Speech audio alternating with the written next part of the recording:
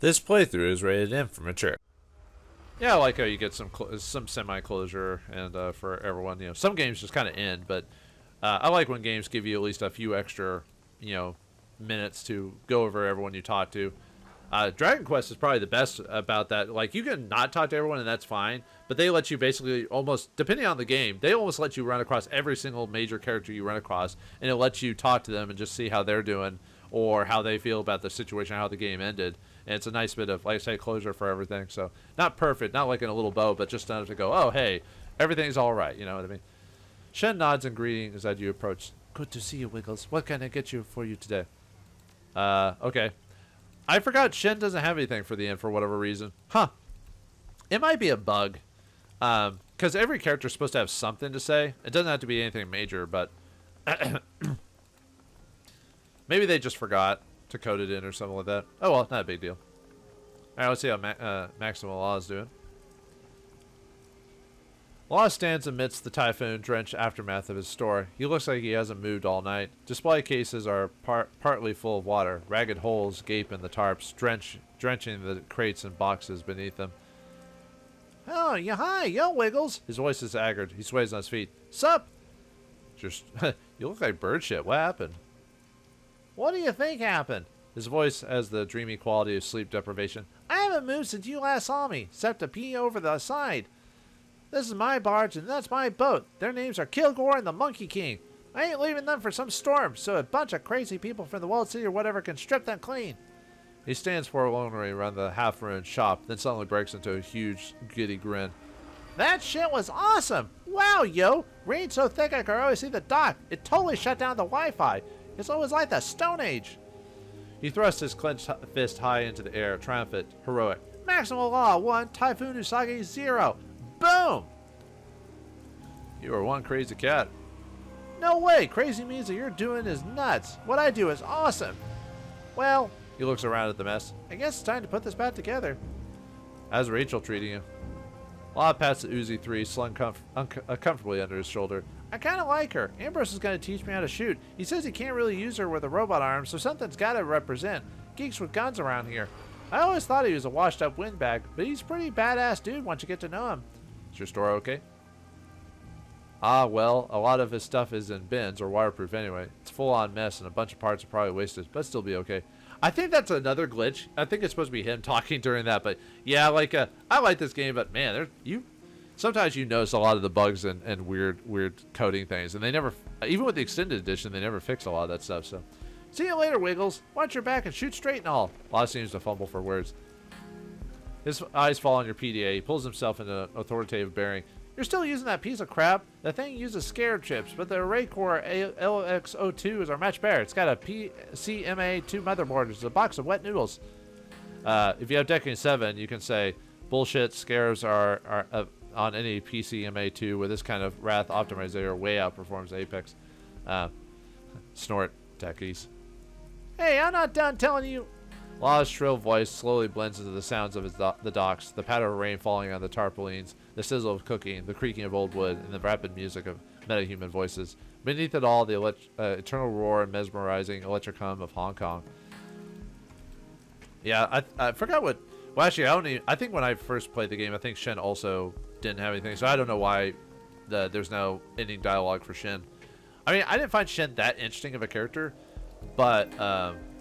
it would have been appropriate to have something, but oh well. Alright. Let's go see how Reliable Matthew's doing, and the locals. We'll go to the Mahjong Paro here in a second, so.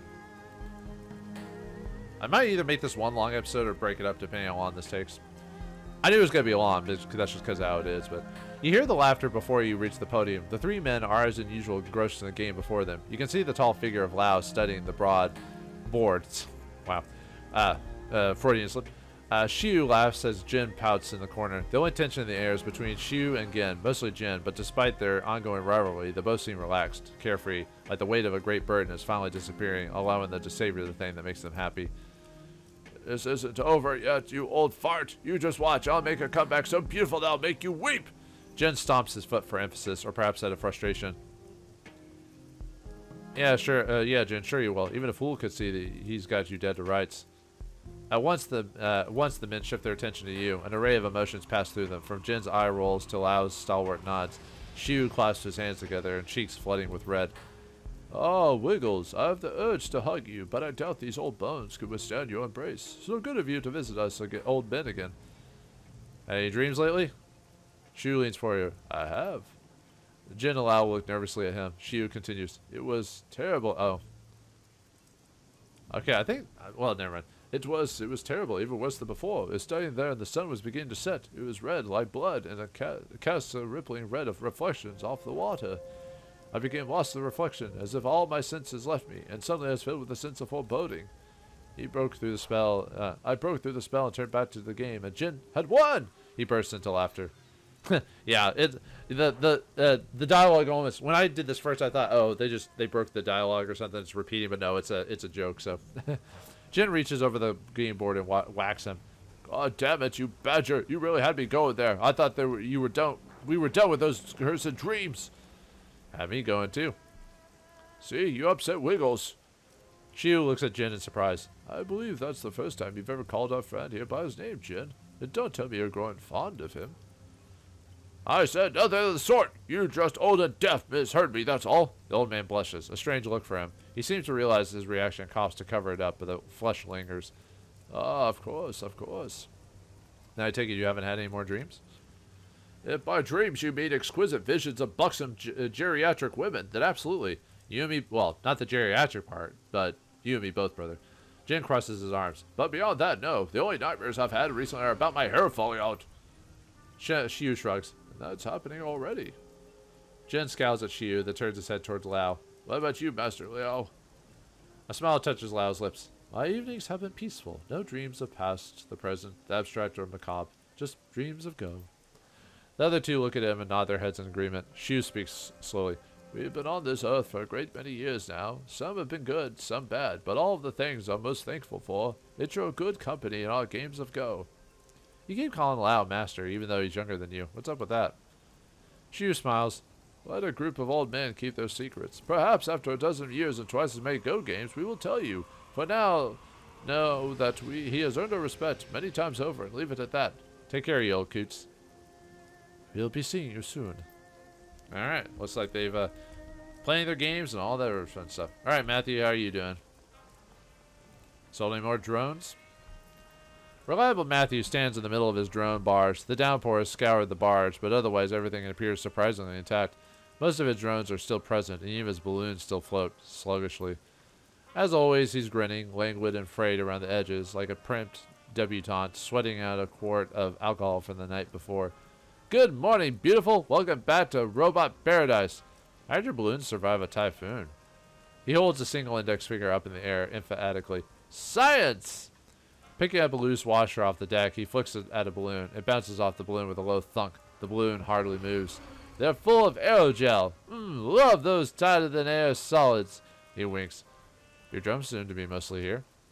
He shrugs. I'm a lucky sort of guy. What can I say? Guess people were just trying to take care of themselves, not take another man's stuff. You have any thoughts about what happened? He shakes his head emphatically several times.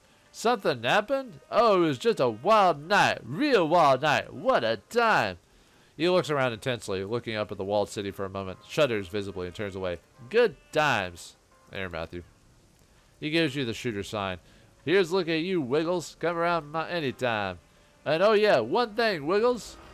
I've decided to branch out. I'm telling Ambrose I'm not just going to be one person anymore. I'm going to be a lot of people. He thrusts his chest out proudly. All sorts of good folks. So he's got to get multiple personalities because of his sin program? Well, whatever floats your boat, dude. Alright, let's head on over to the parlor and talk to Crafty and see how she's doing. Let her know that her research saved the day. Well, I mean, we would have won without it. It's just the good ending is, you know, obviously more. Most people get a happy ending with it. The familiar side of a clutter greets you as if the shop's earlier attempts at organization were just a phase. Unrolled scrolls, that musky paper scent, and a light buildup of dust on the bookshelves. Cramped but comfortable in only the way the 5 phases could be. A content Crafty stands behind the store counter, focusing on something in her hands. A sketchbook. She's drawing. She glances up at you and smiles. Hey, you. And how are things? Things are good. Well, better. The dreams are gone and that's a burden and a half lifted for me. I've set aside my mother's journals and I'm sleeping again. Well, I'm trying to. She shakes her head, shrugs tiredly, but things don't really feel normal yet. I've learned things that have changed me. I'm not sure how I'm supposed to feel. Maybe it's like a wound and a bandage isn't going to fix it. It needs to heal. Guess I was just hoping that once this all was all over with, life would go on like it had before. She stares at you. You know, Wiggles, the course of my life changed partly because of you, and I don't mean that in a bad way. Really, I'm happy with my part in all this, that I could help you out, even a little. You know your mother's drills played a big role in all this. I admit I'm frustrated. It's so easy to say that in retrospect. I don't know what's going on. I couldn't understand it, but she was still selfish to put her research above her family. She was also the reason we were able to unearth the evil secrets of the city. The monsters inside it, she helped us understand them, and do so in their weakness. She lets out a long breath. Thank you, Mother. A timid smile creeps into her expression, but the real smile dances inside her candlelit eyes. Thank you, Wiggles. You deserve just as much credit as I do, more even. She waves her hand. All right, let's not devolve into a bunch of doughy thankfuls. We make a good team. Let's leave it at that. What are you selling? Oh, okay, I forgot that for some reason the game still has her buying stuff even though we don't need to do that. Holler if you need anything else. So, yeah, another weird glitch in the game. Because no one else sells you anything at the end of the game, only she does. I was thinking about maybe we could talk a little bit more about dreams, maybe. She holds her index finger up to your face. Do you want to know what I think about dreams right now? Her index finger peels down and is replaced with her middle finger. This.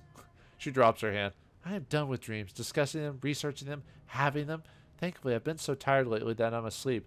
I'm out. It's a world of blackness, and it's wonderful.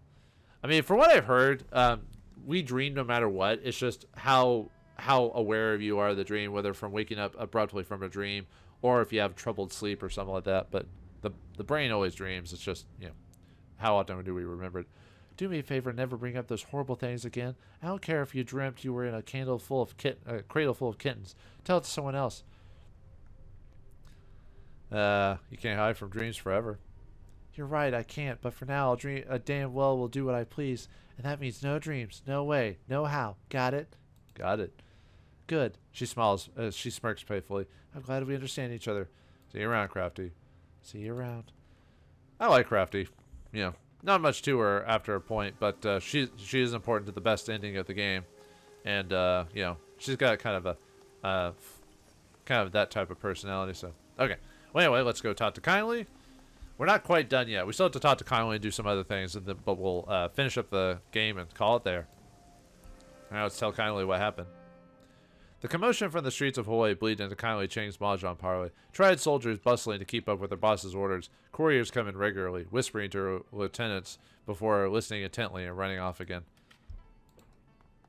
There she is. Okay. I was like, where'd you go? As you enter, Kindly Chang is giving instructions to Strangler Bao, who nods enthusiastically. She looks over at you and holds up a hand. Wait. And send Wong and Ho to snatch some of those medical supplies off the relief trucks. With all the excitement, no one's watching them at all. But that's bad because that's going to hurt people that actually need it. You're a terrible person. She nods to herself, grimacing in satisfaction. That'll be a big black marker for them over the next few weeks. I hate people like this in real life. Good thinking, Miss Chang.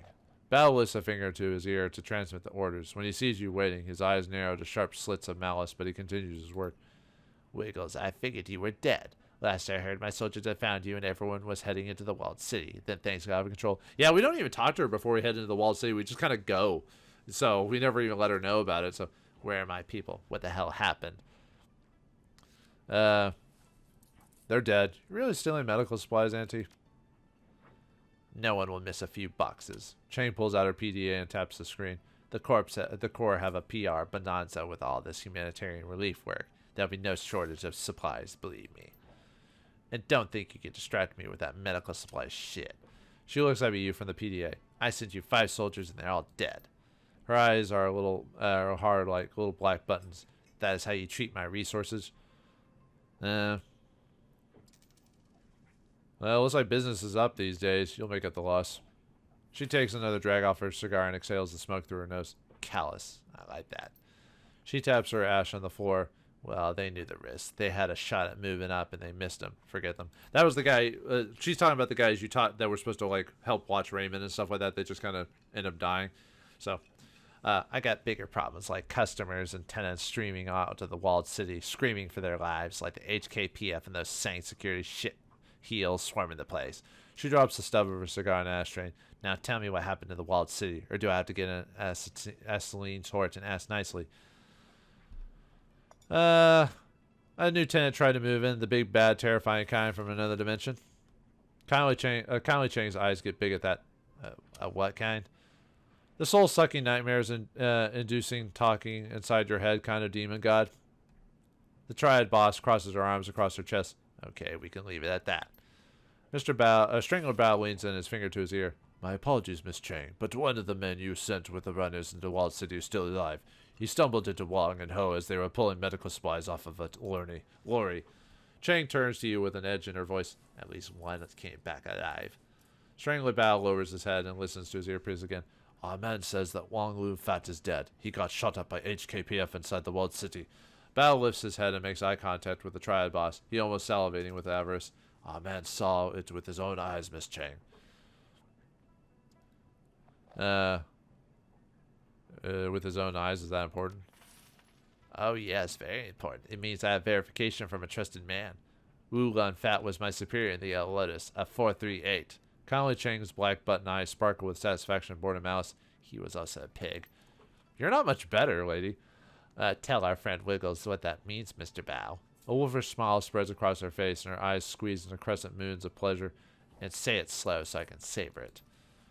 The death of Wong Lun Fat has opened a spot for you to move up, madam. You could be the next 438. Bao smiles, the effect is chilling. The gods help those who seize opportunities. Mr. Bao, put every man we have on this. Spread the word. Conley Chang says all debts to the Yellow Lotus are suspended for citizens of the Wild City until order is restored, and no interest with compound either. Tell them they have medical supplies too, and there will be no charge for them until the crisis is over. You're a pillar of the community. Don't be snide, Wiggles. You don't want to blow my good mood. I think I do. She raises her voice so the triads in the room can hear. The citizens of the Wild City need clarity and reassurance. The Yellow Lotus will provide that for them. I may not have brought Josephine Sane down, but I've got my career going again. She grabs her bottle and screws the cap with her thumb. Your career too, Mr. Bao. You'll be my new straw sandal. Good partners support one another. Mr. Bao lowers his head in respect. You have proven that, Miss Chang. This calls for a drink. The soon-to-be 438 pours 2 shots, and the stink of kerosene stabs your nose like switchblade. She hands a glass to Bao and touches it with her own and holds them there. Your loyalty and clear-headedness have proven immensely valuable, Mr. Bao. You are an effective ally, and I wish you great wealth and good fortune. They down the foul substance in one gulp. Congratulations, kids. You both had it coming to you. Bao stares at you over the rim of his glass as he drinks. Yes, and it happens your fortune is changing too, Wiggles. She pours herself another drink and leaves it sitting on the table. Remember, you have a mysterious benefactor, one who lifted the APB out on you. I like mysterious benefactors. I'm sure you do, especially when they prevent police snipers from inserting a tunnel into your skull. It must be somebody powerful. I can't imagine it was Josephine saying, after all. What would be your motivation be? It's got to be someone else. It's not like I made a lot of friends since we hit town. I'll tap my network and find out if I can. Kindly pulls out another thin black cigar, but that's for later. I'm missing an entire piece of your story, my darling. What happened at Prosperity Tower? Did you rescue Raymond Black? Did his mother wipe his memory? It was a hell of a fight, but we beat Sang Security, got Raymond before he should get finished. Impressive. You've become quite a Shadowrunner, Wiggles. She lights a cigar, a gleam of hunger in her shiny black eyes. While you were in Prosperity Tower, did you find any incriminating data on Josephine Sang? Dirt, something I can use? Which we did. So, this affects the ending if you do or not. Let's see. Yeah, a tosser today. Something we can use. Financial shenanigans that'll hurt Joseph Sang with the exec council. Because you can do that mission without getting this information, by the way. Yes, Wiggles, we. This is your victory, too. The thin black cigar bounces excitedly in Kindly's mouth as she speaks. We will be instrumental of her destruction. We're gonna hurt that woman. The Triad boss pulls out a cred stick and tosses it to you. Yeah, we get 5,000 credits, well, new yen, after the game's over for doing that, but hey. The number on the data pad reads out as big, more than twice the payout of a single Shadowrun. With this, Sang's days on the executive council are numbered. Bow, it appears that my fortunes have truly changed. She pours 2 more shots from a reeking bottle. Our partnership has become quite enriching, Wiggles. She raises her glass. To my new number 1 Shadowrunner, may our partnership continue to bear fruit. Sorry, I make it a habit not to drink anything someone offers me, even crime lords. Kindly Cheng smiles her serpentine smile. So trusting. She reaches over and downs your drink too. Now, before I get back to business, I must know, how did you go from rescuing Raymond Black to the Walled City vomiting people?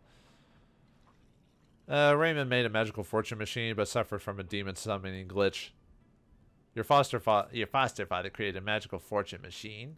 The Triad boss cocks her head, raises her cigar to her lips. Please tell me you have control of this device. Please tell me you brought it to me. Nope, sorry. That's a pity. I'm sure there are plenty of people who could benefit from it. Well, this business certainly proved lucrative for me. Kylie Ching studies the glowing tip of her black cigar. I am in a prime position to be the next Yellow Lotus 438. I've only lost 4 men, and I finally got something I can use against Josephine Sang. And say nothing. You made quite a splash since arriving in Hong Kong, Wiggles. Many Shadowrunners completed in a very short time. The reports from our clients are glowing mostly. You can add closing the door on a demon goddess to that list. We made a difference. Perhaps for some, for a while. The Triad boss leans in, her voice conspiratorial. Listen to me, my sweet. When I was a girl here, had never been a pandemic like Vetus, but in 2010, it happened. We'd never seen death like that. A quarter of the world's population disappeared. It was miserable. It pushed us to our limits, but the survivors moved on. And then the spike babies started appearing, and the dwarf babies, and then suddenly there were dragons, godization, and magic. And every time the world changed, we got used to it. So, if a demon goddess decided that the Walled City was her new living room and you didn't, whatever you did, what would have happened? She shrugs, sniffs. Perhaps the news would cover it until the next sensation pulled their attention away, but after a while it would be drowned out by all the other crap and competing for attention. And the demon in the Walled City would become the new normal. Well, the new normal is that the Walled City isn't under magical influence anymore. Congratulations. The poor can return to their misery with no interference from the magical machines or big bad things because of you. Can't you just accept that I did something better than you? Now, let me give you a piece of advice for the future, my sweet. Something Mr. Chang used to tell me. Respect ghosts and gods, but keep away from them. It sounds like you almost lost your ass in the Walled City. I think you best listen to that. So there is a Mr. Chang. Connolly smiles mischievously. There have been many Mr. Changs, my darling. None have lasted long. Whore. I mean, anyway. She stubs out her cigar, screws the top back of her bottle. Now, get some sleep, Wiggles. You look like shit. Tomorrow we'll talk about the future. Last time you told me to go to bed, I woke up a Shadowrunner. What happens when I wake up tomorrow? We get to work, my darling. You heard Mr. Bao. She dips her fingers into her empty glass, finds the last drop of liquor, and brings it to her mouth. The gods help those who seize opportunities. Kylie Ching turns away, dismissing you with a wave. Bao, what's the status in those medical supplies? All right, time to go to bed. However, there's one thing we can do before we go to bed, though. So let's head back to the Big Texas and see what we can do.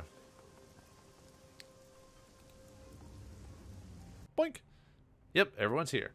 The scene of the Big Texas is quiet, save for the sounds of eating. Raymond and your crew are crowded around Gobbet's electric hot plate. Her cast iron pot simmers on top, and they hold bowls of soup in their hands.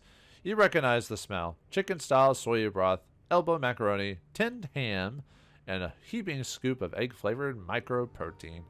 Raymond eats heartily. It may be the first meal he's had in days. I thought I said no team meetings without me. We made an executive decision. We were hungry. Figured we'd hang out a while. She looks over her bowl at Duncan. Besides, no one could sleep anyway. She means me. I'm too fucked up to sleep. Trying not to think about Raymond. Wu takes an enormous gulp of soup, wipes his mouth in the back of his hand. They're just keeping me company, feeding me and pretending not to be tired. Talking a bit.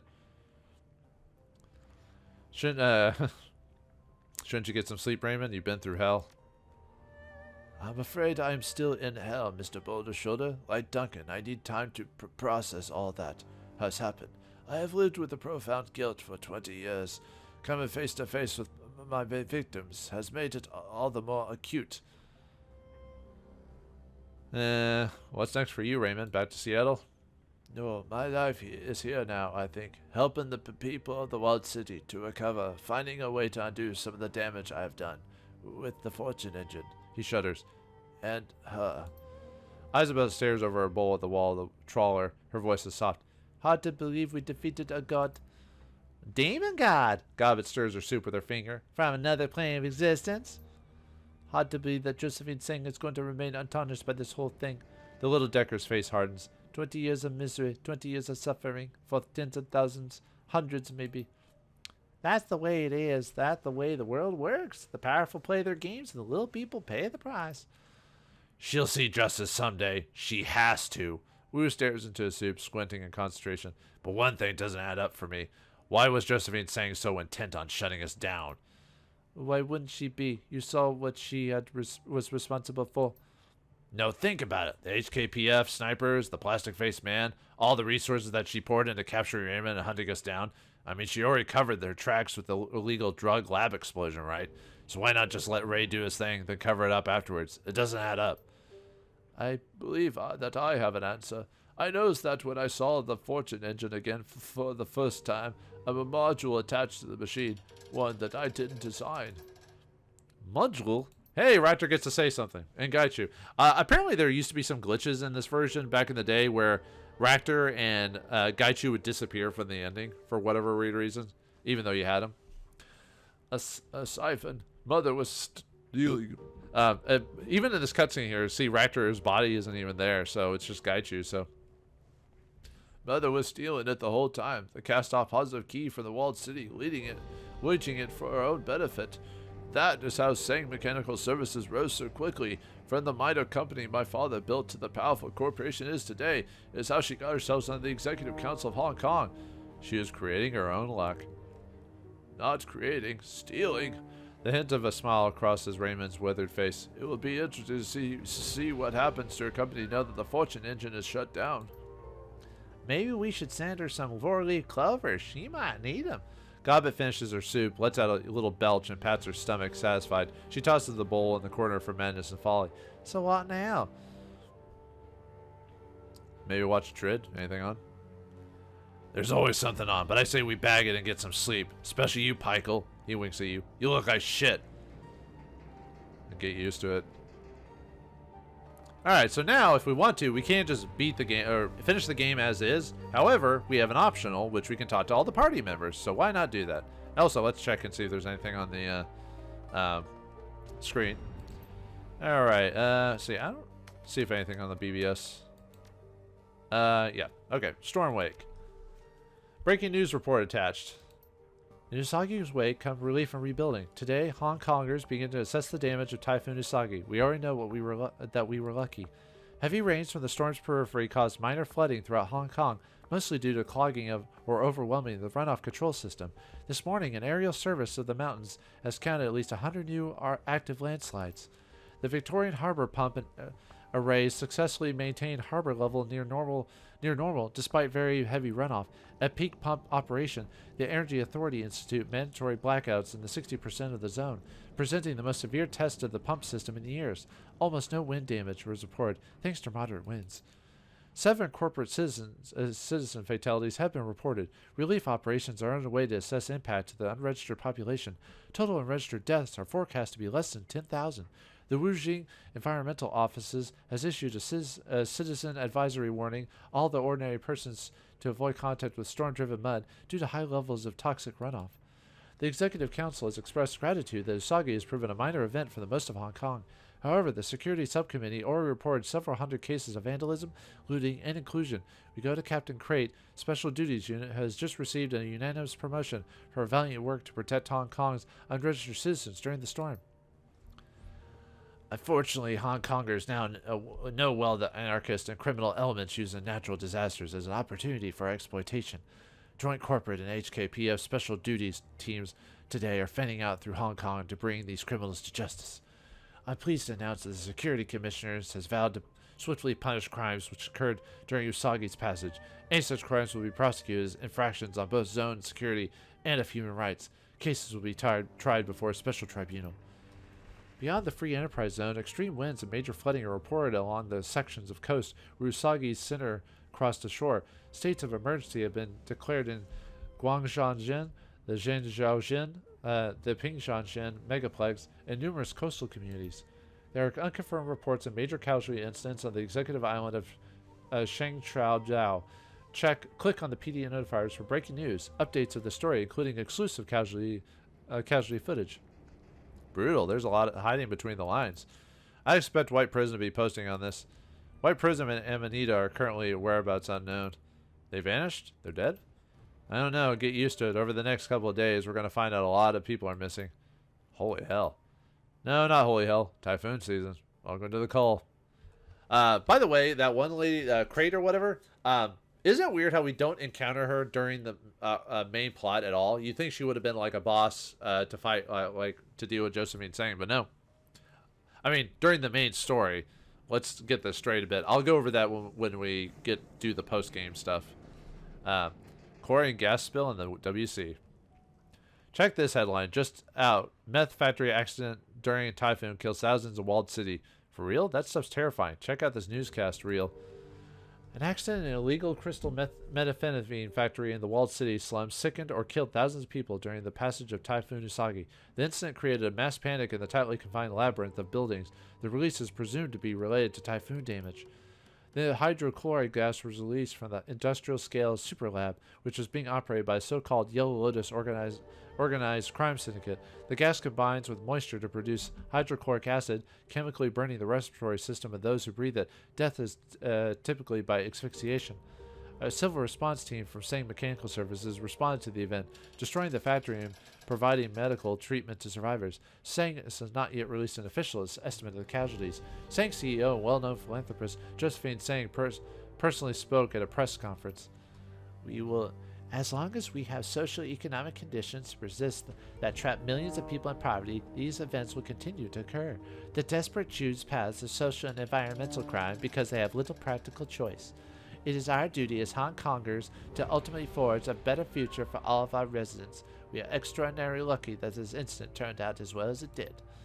First on our analysis panel, we go to our economic analysis, Jonathan Chu. Dr. Chu is trapped at home by storm damage and joins us by audio only. Dr. Chow, are you there? And are you and your family okay? Yes, thank you. We all are fine. Although, let me tell you, my gardeners will have their work cut out for them. Dr. Cho, I think it's Show, not Chow. Hey, Dr. Cho, getting down to business, what's your assessment of this announcement by Ms. Sang? This is typical Josephine Sang antics. She's spending resources and risking the lives of her response team trying to help the very people who shelter and patronize this kind of drug production. This week, it's a methamphetamine lab. Next week, it'll be BTLE factory solvent spill. The week after that, more riots. When do we say enough is enough? Miss Sang should be exercising her fiduciary responsibilities to her shareholders, not hand-wringing over people who won't help themselves. No more posting this thread. Ugh, I hate guys like that. Alright. I think, let's see. No new messages or anything like that, so we're good on the Shadowlands, so. Alright. Oh, there's Raptor. He's glitched. Yep, he's glitched. I may have to See, the problem with this is that it prevents you from... Well, I've already got his achievement, but there's an ending for talking to Raptor. You get the posthumous achievement for talking with Raptor, but for whatever reason, he's glitched out. Let me try something really quick, see if I can... Let me see if saving it does anything. Let me do that really quick. If not, I might have to cut to when I see if I can get to fix itself. I might have to maybe restarting the level will work.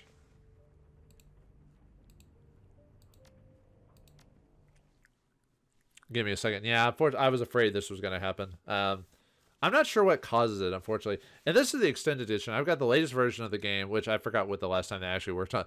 Actually patched this game was. I think it was like 4 years ago or something crazy, like 4 or 5 years ago or something like that. So yeah, they're not going to work on it anymore. It's like when I played Chroma Squad, where there's still glitches in that game, but that game will not be worked on or patched ever again. Like whatever's in it is in it. It's not badly bugged. It's just, it's kind of annoying that that's a thing in the game.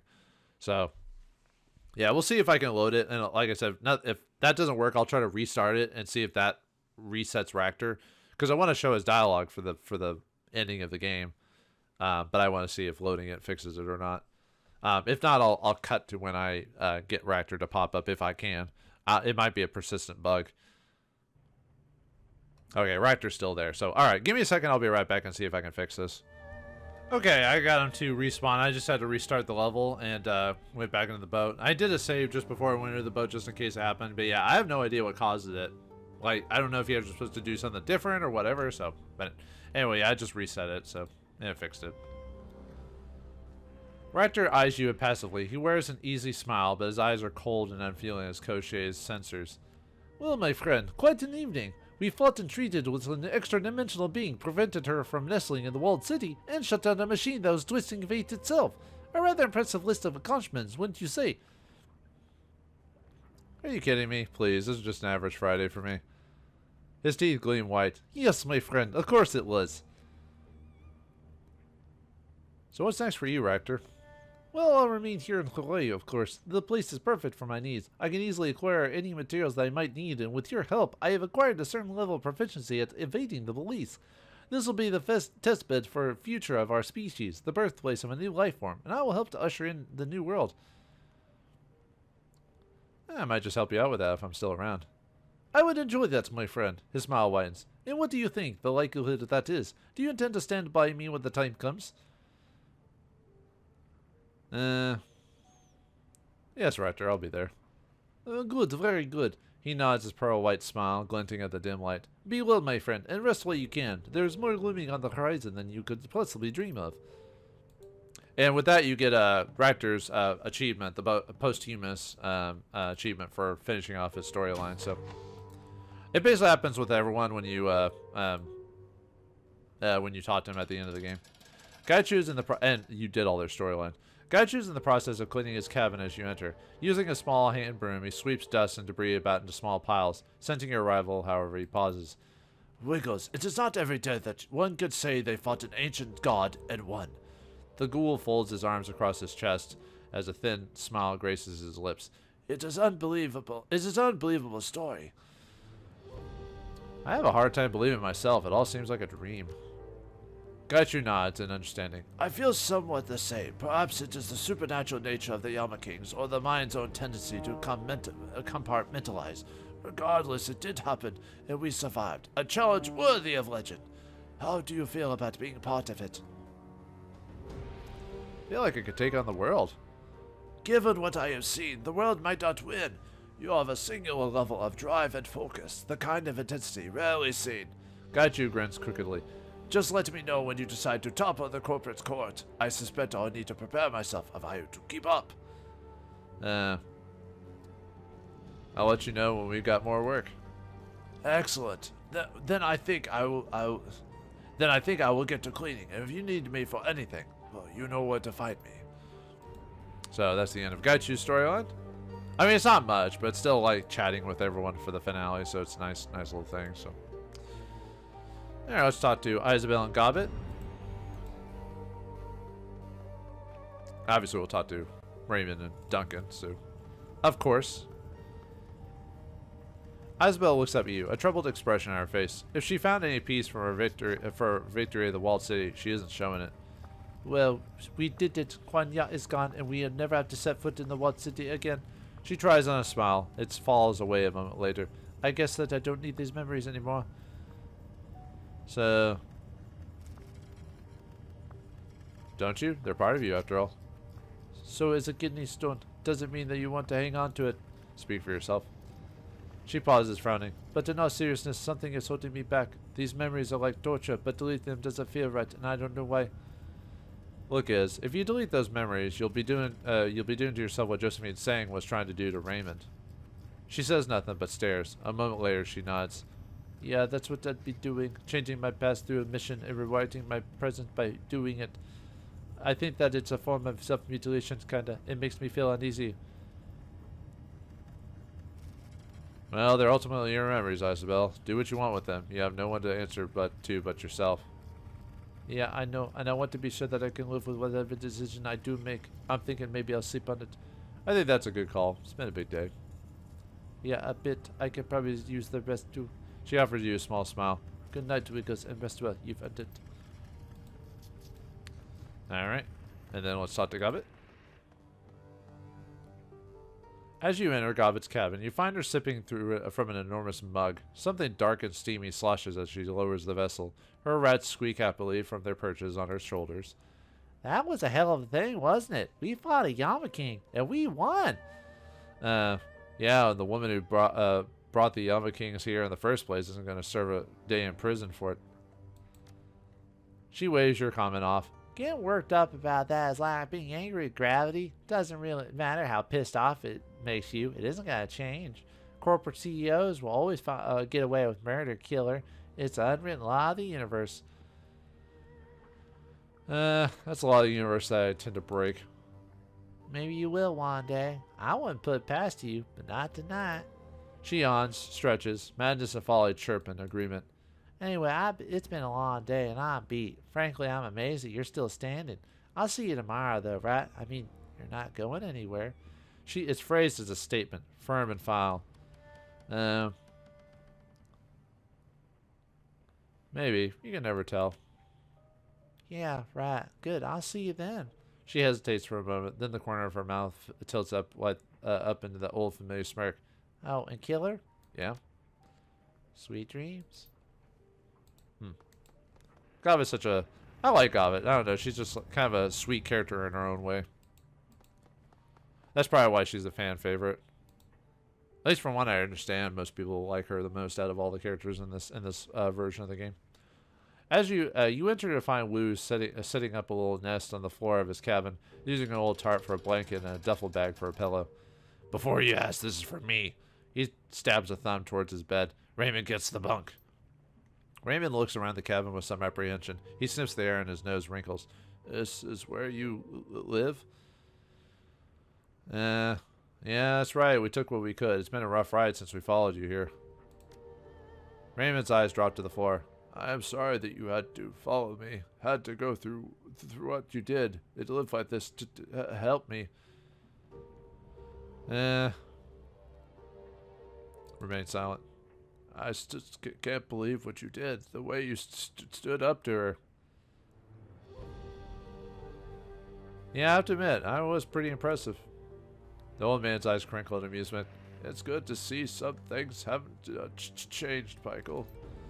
Raymond stares at his hands. Even after all that has happened, I still find it hard to believe that Mother, he swallows, did those things. What exactly was she doing to your brain, Raymond? We know she was altering your memories. One memory, just one. She was going to make me believe that my fortune engine never worked, that my theory was wrong, and that was why she canceled prosperity. It was the smallest, simplest change she could think of, the most believable. What would happen to your memories of living in Seattle? Would it wipe our entire history together? Too complicated. I would still go to Seattle, still run away. He looks over at Duncan, but it would be because of my loss of face at having failed in front of all of my subordinates instead of... He lets the thought drift. Lucky thing for us that you did come to Seattle. Wu smirks at you, flashing his pearly whites. Well, maybe not for Michael here. He's had a harder road than me. So I understand. Duncan tells me that you were in prison for a long time. I had no idea.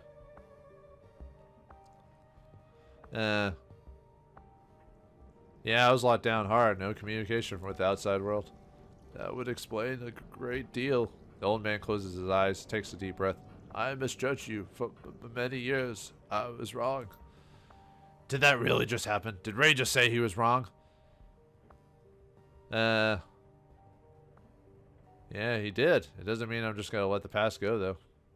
I understand. I think we have much to discuss. I still have questions about Edward's saying. It appears that we both have gaps in what we know about the other's past. I want to take the time to fill them in. For years, I worked to help to develop a strong sense of self-identity. Wanted you to know who you were, live a genuine life. He makes eye contact, doesn't flinch. Perhaps because I was living a lie. Now that you are older and have been through so much, I must ask. The old man looks you in the face, searching. Who are you? Do you know? I'm the guy who beat Quan Ya. His eyes crinkle again. Still the same Pykel. I guess some things don't change. Wu gently drops a hand on the old man's shoulder. Okay, Raymond, you need a rest. Tomorrow I'll take you to see a guy named Ambrose. He might be able to help you with that stutter. He looks from his foster father to you. A twinkle appears in his eyes. Then maybe we can get dim sum together like we used to, the three of us. And then we all walk off in the sunset arm in arm, right? Perhaps that was too much to ask after all that's gone on. I understand, and I can respect that. Raymond sits down on Wu's bunk and closes his eyes. A moment later, he begins snoring loudly. Wu watches the old man for a moment without speaking. Then he shakes his head, confused. I don't know what to think about him anymore, Pykel. I don't know what to think about any of this.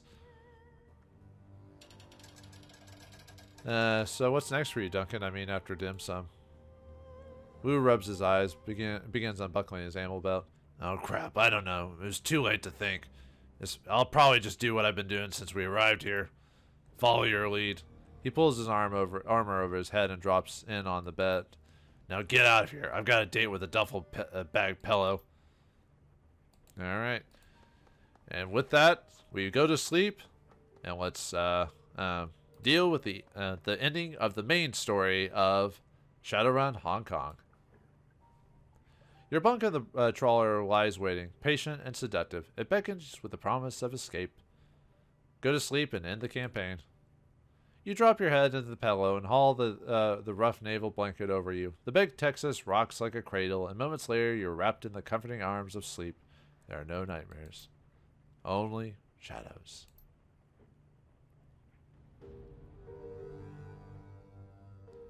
The story of the walled city riots circulates local news networks for nearly a week. Few outside of Hong Kong hear about the incident, and of those that do, even fewer care. By the end of the month, the city is back to business as usual. In Heoi, the flow of refugees eventually slowed to trickle. Those who do escape tell stories of a terrifying demon goddess, finally driven away by one old man and a rabble of outsiders. Their mad rabblings are generally met with pity or contempt. After the incident, the walled city, the unbroken lucky streak that propelled Sang Mechanical Services into the limelight, comes to an abrupt end. Evidence of Josephine Sang's culpability in the walled city riots, as delivered by a reliable source, is aired on the Horizon News Network, and corporations' stock prices go into freefall. Within a year, Wujing Inc. buys out, absorbs, and dismantles the company, and Josephine Sang is quietly filed away in a corporate prison. She remains there, buried behind walls of concrete and rebar, until she hangs herself 3 months later. Heoi remains a safe port of call for smugglers, gangsters, and shadowrunners alike. You are no exception. The shadows here welcome you in a way that Seattle never did. You've earned the respect of your fixer, your client, and your community. And now that the APB on you and your team has been lifted by parties unknown, you're free to operate openly in Hong Kong. This place is yours now. Your home. The end. So that's it for Shadowrun Hong Kong, the main campaign. What a ride. So we started off as just trying to find our foster father, get wrapped up in a conspiracy, and find out that some ancient demon goddess is busting through the walls because some fortune engine created by a power-hungry corporate lady wanted to keep her power. What can I say? It's a bit of a swerve when it comes to the story, and it did something a little bit differently when it comes to like story. Like we never straight up confront Josephine Sang ourselves. We had to do it through our information. Yeah, if you don't, the ending changes slightly if you don't give kindly Cheng the data, or you don't get the data, because you never get the information for it. She basically gets away with what happened. So that's a variation. So there's 4 main endings in the game, but there's some variations depending on certain choices you make throughout the game. I do definitely want to show the other endings of the game, but I'll save that till after I finish the post game. Because believe it or not, there's actually extra content for this game, or at least this version of the game. If you bought the original Shadowrun Hong Kong, the game would end here, and you kind of decide what your character does afterwards through, internal dialogue or what you think your character would do. But the extended edition adds a post game to it to where you play a little bit after the fact of the main game, and allows you to clear up some stuff from the story, as well as encounter some characters you never really ran across or should have ran across, or it lets you, basically gives you an ending that's not just talking to everyone and then it kind of just ends. You actually get to have an extra thing, but I'll go over that whenever I go over the post-game stuff, whatever. That should only take like maybe 1 or 2 episodes. After that, then I'll do the other endings, and I'll kind of breeze through those. The reason I might have to breeze through some of them because the extended endings are also affected by what ending you got. Some of them are only minor variations, but the bad ending, for example, has some different outcomes because of what happens during the bad ending. I don't want to say it for spoiling it. I want to actually play it just to show you what happens if you choose to be selfish in the final end of the game. But overall, I do like Shadowrun Hong Kong a lot. After playing it through, I think Dragonfall might be my favorite now. Overall, I still like this game. I think I liked it when I first played it because it definitely gave you a lot of background for a lot of characters, and it gave you a lot to talk with. In Dragonfall, you only got so many conversations with so many people, and then kind of just stopped. With it, Hong Kong, they give you a lot of dialogue. From a recording standpoint, that was a little bit crazy because there was so much dialogue that I had episodes of just talking with people. I probably could have found a better way of not breaking that apart better, because there were multiple parts where we maxed out the conversation way before the end of the game, and maybe I could have spaced it out a bit better. But I thought it was better to save that for full episodes and go from that. But yeah, all the characters, I liked all the characters. You know, Duncan, the foster brother, Gobbet, the rat shaman, which she was my favorite. Isabel, the dwarf decker who locked her memories away. Ractor, the psychopathic humanist, and Gaichu, the samurai ghoul. I think Ractor might be my second favorite character just because of his attitude and how he acts and stuff like that. It lends itself to a bit of comedy despite everything. And I thought the story was interesting too. Like it said, it goes from, you know, looking for your foster father, and then you end up saving the town from a demon from another dimension. A bit of a crazy turnaround, I'll admit. At least in Dragonfall, it made a bit more sense with the way the world works, that you end up encountering a dragon or dealing with a dragon. But this kind of went. I mean, yeah, it hinted at it during the game, but it seemed like almost a little bit too crazy in this game with like what we fought. Then again, the first game we did fight alien bug spirits, so what do I know, right? I do like how they fleshed out a lot of the systems in this game as opposed to the previous ones, like making Matrix work, more active movement, and then only turning turn-based when you actually got into combat instead of always being turn-based, which was nice. Fleshing out some of the abilities and cyberware and stuff like that a bit more easier, made the game a little bit easier to play. There were still bugs in this one, although I didn't notice too many bugs in Dragonfall. That happened too often. So they fixed a lot of it. Just like one of the many things is like Ractor staying there unless you reset the game. Sometimes the combat tree or combat wouldn't let me click a character sometimes for some weird reason. Stuff like that, but that was minor. It was stuff that, you know, like as long as I wasn't playing on hard mode, I could get over. And there is no achievement for playing on hard mode, so for the achievement hunters, if you want to go through this without like too much hassle, I'd probably just play easy mode and then make a save. Oh, by the way, there is an achievement for this game on this version of the game if you turn on the extended editions, the director's commentary. I think there's like 27 parts in the game where there's director's commentary, which goes through all the major points of the game itself. So you have to turn it on at the very beginning of the game and play it until you beat the main campaign. The commentary doesn't go to the post-game stuff, so you don't, the extended part of it, so you don't have to worry about that. But yeah, you basically have to play the game. It is possible to play the game once and just make different versions of your character where you gain a lot of karma and just build up your character in a specific direction after a certain point. Because you can go through quite a few missions in this game without spending too much karma. Like, I saved my karma for a long time in some of the earlier missions and was able to not worry about having to be maxed out. I was able to do a lot of my abilities or get through it without too much trouble and save a lot of my karma. But that's on the normal mode. On hard mode, it's a bit more difficult. I always thought about going through one of these games on hard mode, but I didn't know how far I really... Because I hadn't really play tested enough through hard playthroughs to like really say I was an expert at it. So I want to just kind of go this on normal mode. Maybe in the future, maybe I'll do like a fun skip like hard mode version of one of these just to see if I could do it. I don't know if I'd record it, but yeah, I also like the music in this game as well. It kept some of the Shadowrun theme, but also added kind of the Oriental Chinese kind of like musical instruments. It added those into it. It gave it its own charm, mixed in with the cyberpunk theme, which was really nice. Let's see. Yeah, and I like the dialogue. Oh yeah, I guess I could fast through. All this is just the credits for the Kickstarter backers. Yeah, you can just speed through all of them. I don't think my name's on here because I think I only donated to get the game. I don't think I donated to put my name in the credits, I believe. Unfortunately, some of the names here are randomized, so it's not alphabetical. So you might as well just speed it up there. I'm trying to think what else to really say about this game. Overall, like I do like. Oh, by the way, this is obviously the final game of the Shadowrun trilogy, done by Harebrained Schemes. I think by the time of this recording, they're working on their new own original IP.